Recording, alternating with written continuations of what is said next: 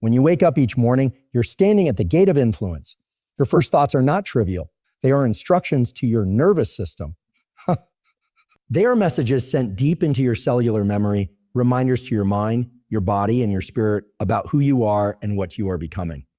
In that first breath of waking life, before the world floods in, there's a moment of power. It is not given. In that moment, I want you to declare 12 truths, not just with your voice, but with your soul.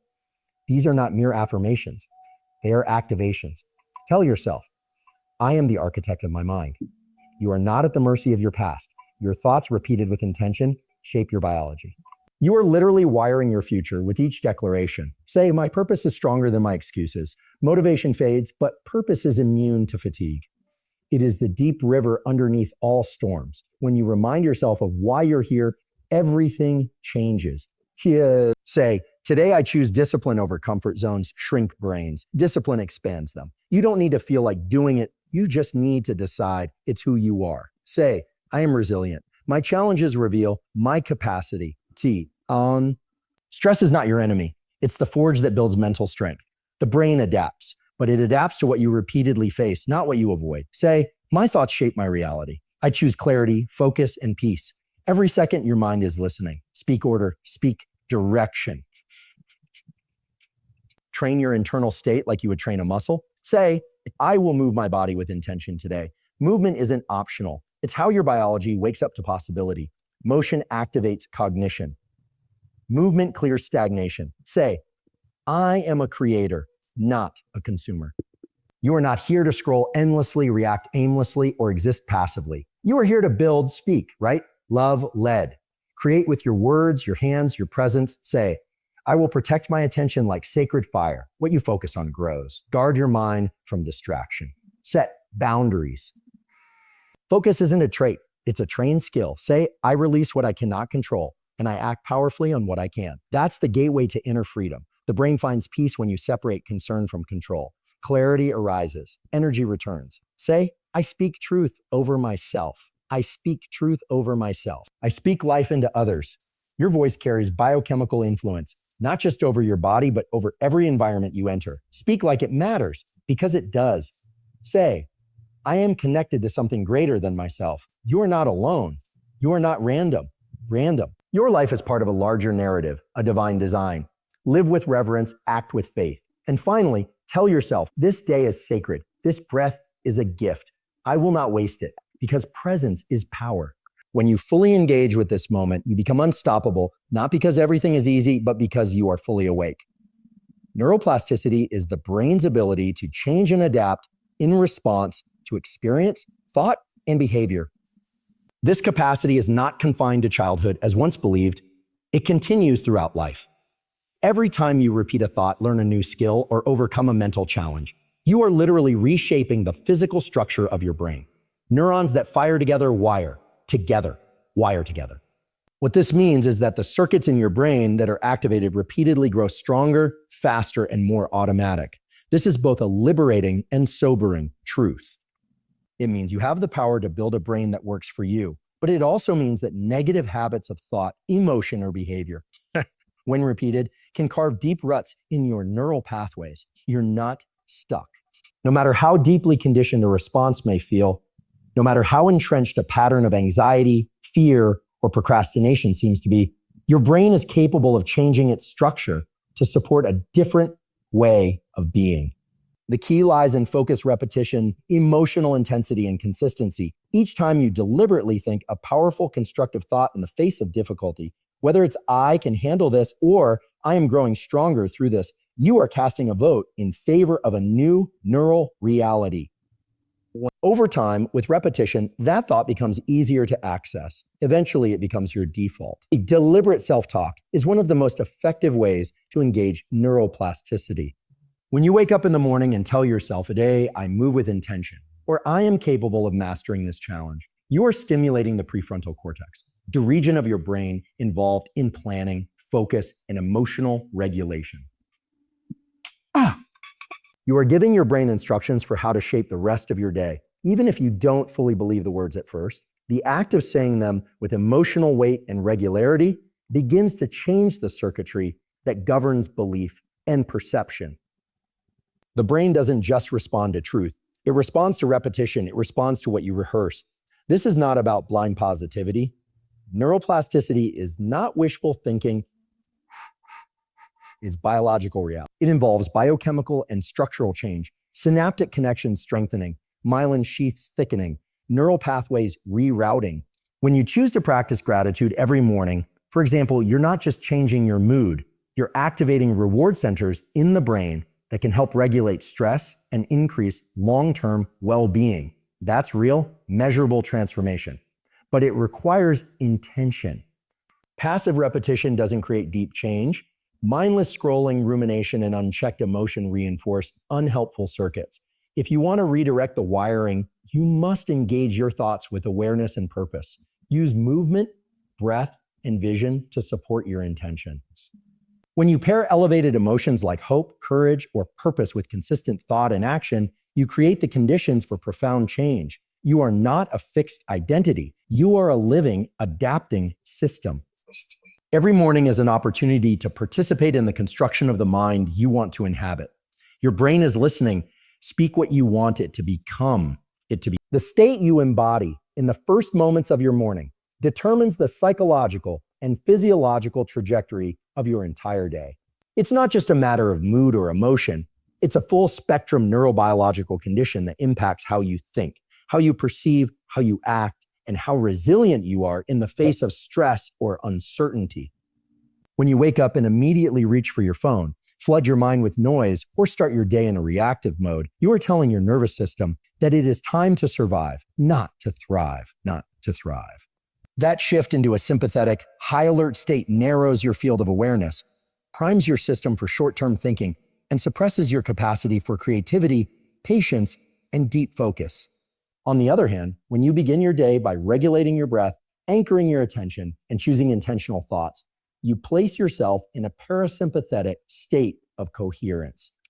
That is a state where your heart rate variability improves, your prefrontal cortex becomes more accessible, and your internal chemistry sets the stage for calm but energized engagement. This is not abstract wellness advice. It's measurable physiological truth. The brain is constantly assessing your internal and external environment and deciding what kind of resources it will allocate for the day.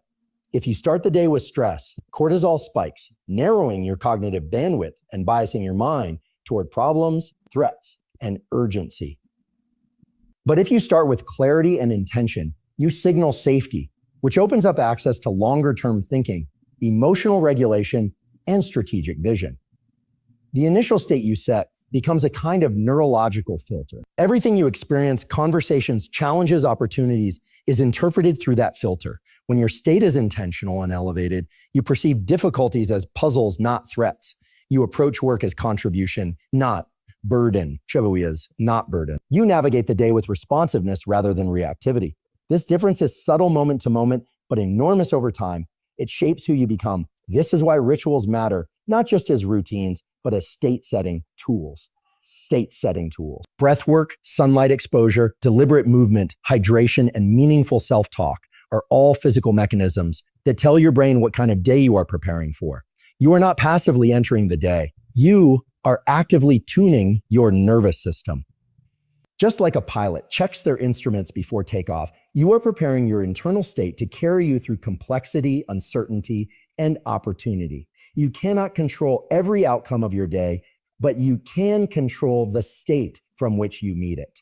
And over time, that difference accumulates. The person who wakes up and sets a state of gratitude, focus, and intention is not just having a better day. They are reinforcing the neural and hormonal architecture of resilience, purpose, and performance. So the question isn't just what do you have to do today, but from what state will you do it? That choice, made each morning, quietly becomes the engine of transformation.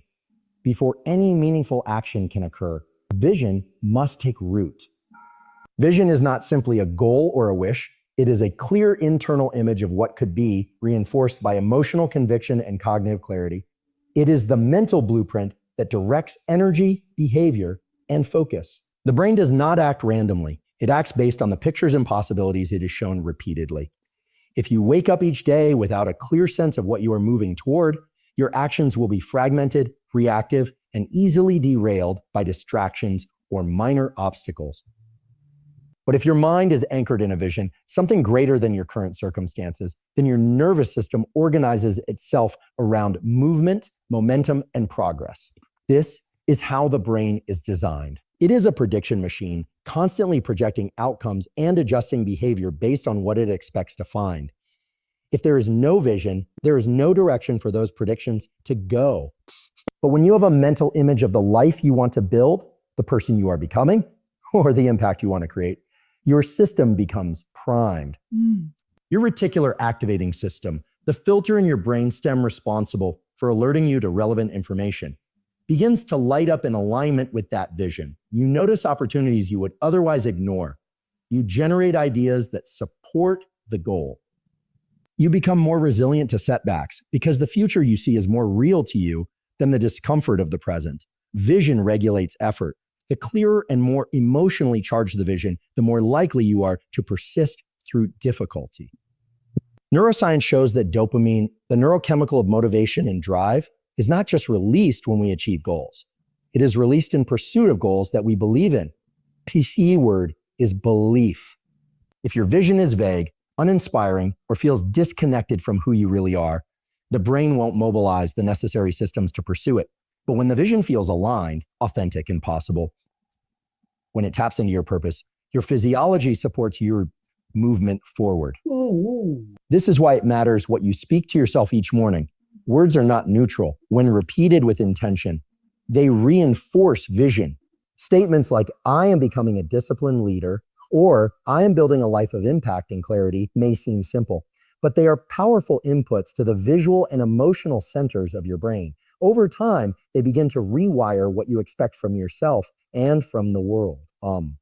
Repetition creates familiarity, and familiarity creates safety. When your vision becomes familiar enough, the brain no longer resists the work required to reach it. It begins to crave it. Without vision, the brain drifts. Attention scatters. Action loses force. But with vision, you become aligned.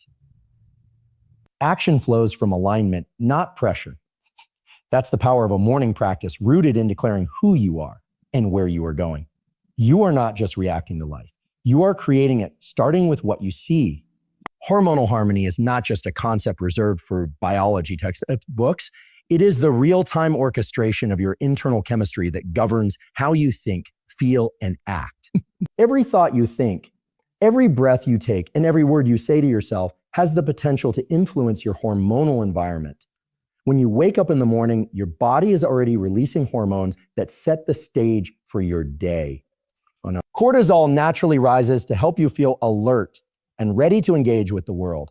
But whether that cortisol becomes a source of energized focus or chronic stress depends largely on the mental and emotional signals you send your body in those first moments. Your words are not just psychological, they are biochemical. When you begin your day with stress-inducing thoughts, rush behavior, or self-criticism, you are pushing your system further into imbalance.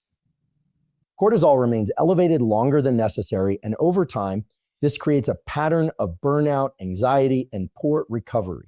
But when you deliberately speak affirming, intentional truths to yourself, such as I am grounded and capable, or this day is filled with purpose, you activate a cascade of hormonal responses that shift your physiology toward balance. You lower the excessive cortisol.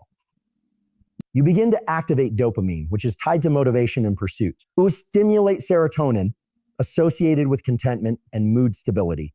You trigger the release of oxytocin, which enhances connection and trust, even when spoken only to yourself. What many people overlook is that hormonal states are not fixed. They are highly responsive to both internal and external inputs. Breath work, sunlight exposure, movement, hydration, and most importantly, your thoughts all serve as powerful modulators of hormonal expression.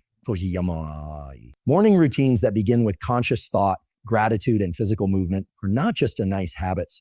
They are chemical rituals that calibrate your system. They determine whether your nervous system enters the day in a mode of survival or a mode of creativity and calm authority.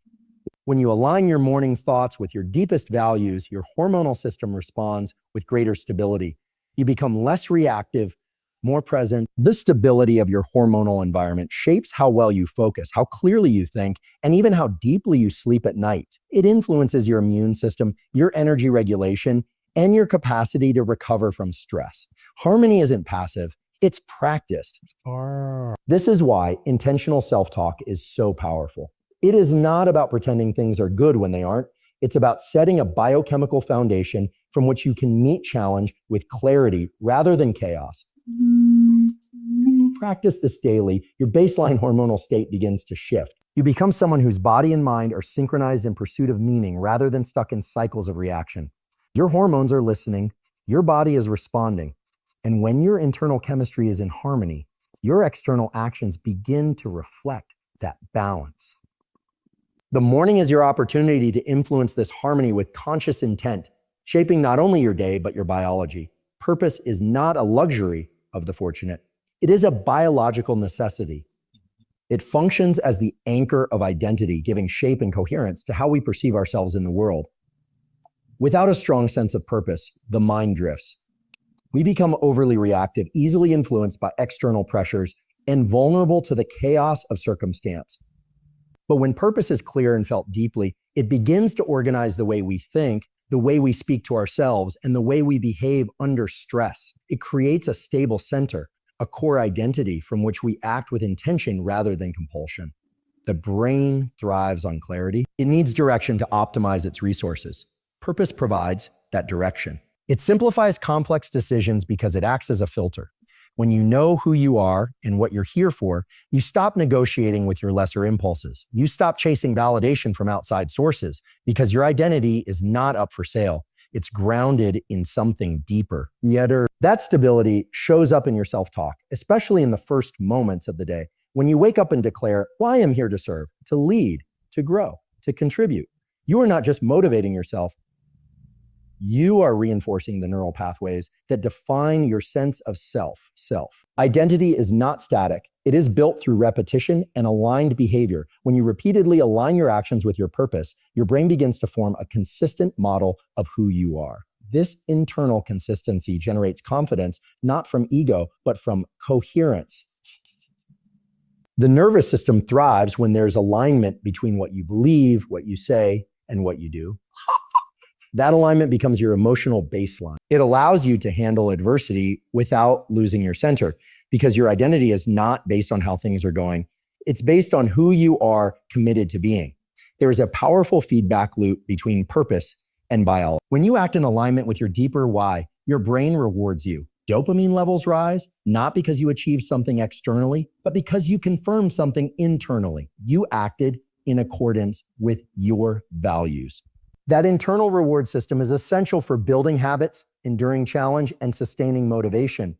The more frequently you reinforce your identity with purpose-driven thoughts and actions, the more your brain learns to crave that alignment.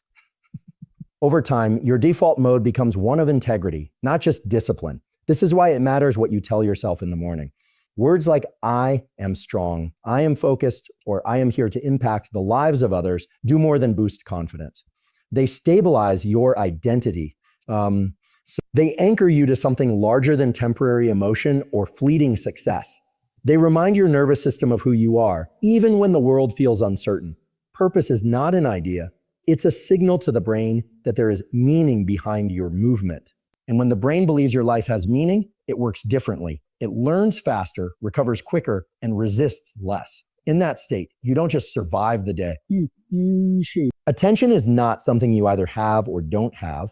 It is a trainable skill shaped by repetition, intention, and environment. In a world designed to fracture your focus, reclaiming your attention is an act of power. Your brain is constantly filtering billions of sensory inputs to determine what's important, and it does so based on what you've repeatedly given your attention to. That means the quality of your life is a reflection of what you choose to focus on. If you give your attention to stress, fear, and distraction, your nervous system will orient itself around those inputs. But if you train your attention to rest on purpose, clarity, and action, your system will begin to reflect those patterns. The mind doesn't naturally stay focused. It drifts. It looks for novelty, for stimulation, for emotional highs. That's biology. But just as you can train muscles in the gym, you can train attention through consistent, deliberate practice. Every morning, you have a window of opportunity to teach your brain what matters. When you wake up and deliberately speak truth into your day, whether it's I will focus on what I can control, or today I give my energy only to what moves me forward, you are strengthening your attentional circuits. You are deciding in advance what deserves your focus, and in doing so, you reduce the power of distraction before it even arrives. Attention is tied to meaning. The more meaningful something is to you, the easier it is to focus on it. That's why clarity of purpose. When you know what matters, your brain works harder to stay locked in. But when you start the day aimlessly, scrolling, reacting, rushing, you dilute your capacity for deep focus. You've already trained your brain to scatter. Attention weakens with passive consumption and strengthens with conscious engagement. There's a deep biological component to this. Dopamine, the chemical of drive and motivation, is released not just when you achieve a goal, but when you are focused on one. Sustained attention signals to your brain that what you're doing matters, and your neurochemistry responds by reinforcing that state. Over time, attention becomes not just a momentary experience, but a trait. It becomes part of who you are. You go from someone who tries to focus to someone who lives with focus. This is why what you say to yourself each morning matters so deeply. It's not just mindset, it's instruction. You are giving your brain a job. You're setting the filter. When you declare, I focus on what builds me, or I direct my energy with purpose, you are practicing the skill of attention before the world has a chance to pull it away from you. And like any skill, the more you practice, the more natural it becomes. Your attention is the currency of your growth. Where it goes, your energy flows, and what you repeatedly attend to becomes your experience. You are not powerless in the face of distraction. You are capable of mastery, one focused choice at a time. You become what you practice. This is one of the most direct and transformative truths about how the brain and body work together to shape who you are. Practice is not just about repetition. It is about encoding. Every time you think a thought, respond to a challenge, or engage in a behavior, you are reinforcing a neural pathway. The more frequently a pathway is activated, the more efficient it becomes, and eventually it becomes automatic. This is how identity is built. Not by one grand decision, but by countless small repetitions. What you practice consistently, whether consciously or unconsciously, becomes who you are. If you practice stress, you become anxious. If you practice comparison, you become insecure. But if you practice gratitude, you become content. If you practice focus, you become disciplined. The nervous system doesn't care whether what you practice is good or bad. It simply strengthens what you repeat. That's the mechanism of neuroplasticity. It's not personal. It's biology. This gives you immense power because it means that change is not only possible, it's inevitable if you choose what to practice with intention. Your thoughts are not just mental, they are biochemical. When you rehearse empowering thoughts, you activate neurotransmitters that support learning, focus, and motivation. Dopamine, serotonin, and acetylcholine. All of them respond to what you practice internally. When you wake up each morning and speak deliberately to yourself, declaring who you are becoming, how you choose to show up, you are not just setting a tone for the day. You are building the internal framework of your future self. This is why routines matter so much. Not because of the external order they bring, but because of the internal identity they reinforce. Every time you sit down to breathe, move, write, or reflect with intention, you are sending a message to your brain. This is who I am. And the brain, in turn, begins to automate that identity, making it easier to act in alignment without needing to summon willpower. Practicing isn't limited to action. What you rehearse in your mind, your self-talk, your mental imagery, your internal narrative is also practice. The brain doesn't distinguish much between real and imagined experiences when it comes to building neural patterns. That's why visualizing success, resilience, or focus isn't a luxury. It's a tool. Why? You are training your nervous system to normalize those states, to expect them, and eventually to embody them. What you practice today is who you will be tomorrow. This means that every moment is a vote toward the person you are becoming. If you want to become strong, practice strength in thought and deed. If you want to become peaceful, practice calming your breath and quieting your mind. If you want to lead, practice speaking truth with clarity and courage. even when no one is watching. The choice is always yours. You're not waiting for transformation, you're rehearsing it. Consistently, purposefully, until it becomes the only way you know how to live.